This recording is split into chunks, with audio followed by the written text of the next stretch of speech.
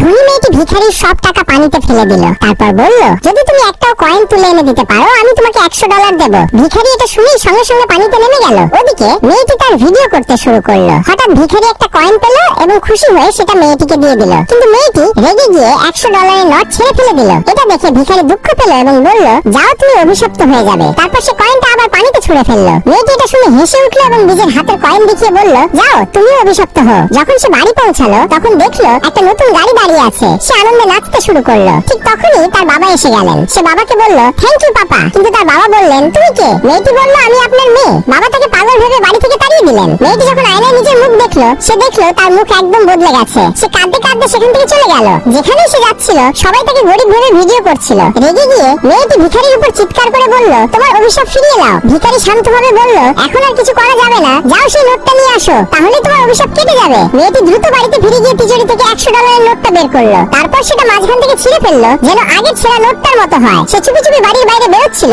এমন সময় ভিখারি তাকে দেখে ফেললো। ওদের আওয়াজ শুনে মেয়েটির বাবা বাইরে বেরিয়ে এলেন। মেয়েটি যখন পিছনে ফিরে তাকালো তখন ভিখারি গায়েব হয়ে গেছে। তার বাবা রেগে গিয়ে তাকে মেরেও দাঁড়িয়ে দিলেন। মেয়েটি মন খারাপ করে পার্কের একটা বেঞ্চে বসে পড়লো। হঠাৎ সে মাটিতে পড়ে থাকা নোটের অর্ধেকটা দেখতে পেল। খুশি হয়ে সেটা তুলে নিল। অন্য অর্ধেকটা ছিল বৃদ্ধ মহিলার কাছে। মহিলাটি এসে বললেন, মেয়ে আমাকে সেই নোটটা দাও, আমার ছেলের অবস্থা খুবই খারাপ। মেয়েটি বলল, আমার ওই নোটের প্রয়োজন আছে। কিন্তু শেষমেশ আবেগে ভরে